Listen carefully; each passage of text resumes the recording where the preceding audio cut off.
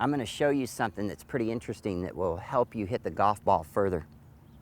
I'm going to show you the role that both arms play during the golf swing. And I just want you to pay close attention to it, so when you're out in the backyard or at the practice facility, you can take a few practice swings and say, I don't know if that's what mine do, but let me describe them to you. Sometimes I'll be talking just about the left and just about the right. So watch this. When you swing the golf club back, because the club head goes back on an arc, when it goes back, these arms have to have a rolling feeling. Now, you don't roll the hands and the wrist. You don't go like that. If you turn the right shoulder out of the way, the left forearm begins to roll slightly.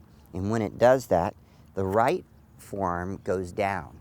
And all the way back, when you turn and go all the way back, that's sort of a, like, you could just take your arm, and if I had, let's just say I painted a red line right down the middle, you would see that red line roll on my way back. So now I've reached the top of the backswing. Now in the downswing, the opposite happens.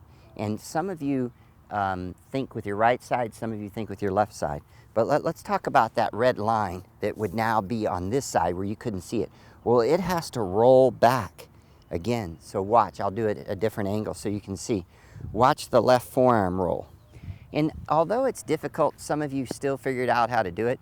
But if you do one of them correctly, roll the left arm in the backswing, roll the right arm in the downswing, usually this one will follow and it'll be correct because they're connected to the golf club. But as you roll back down, this is where the power comes into it.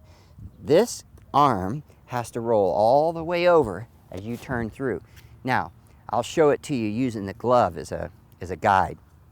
Right now, my glove is facing sort of towards the target.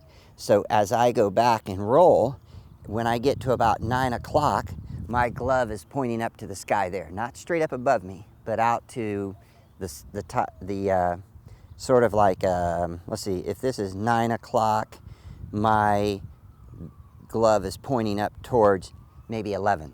Okay, now watch this.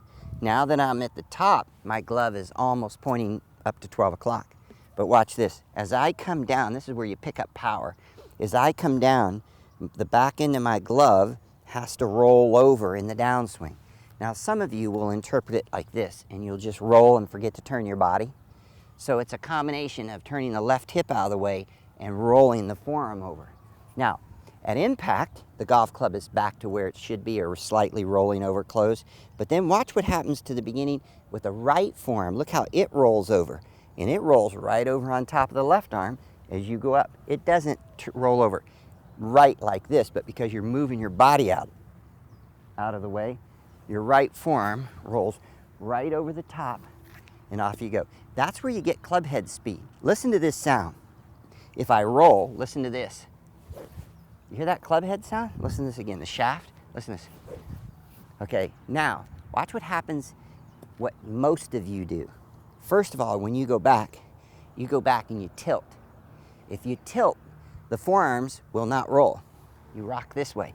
They go back kind of the way they started. They don't really roll this way, but if the right shoulder goes up, you tilt. Now watch this. When you come down, you don't have much club head speed, but listen to where you do, if you do have club head speed, listen to where the sound is.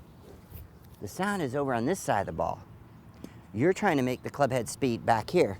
It's not only listen to it, but listen to where it happens, here. And that's what you get when you roll your forearms.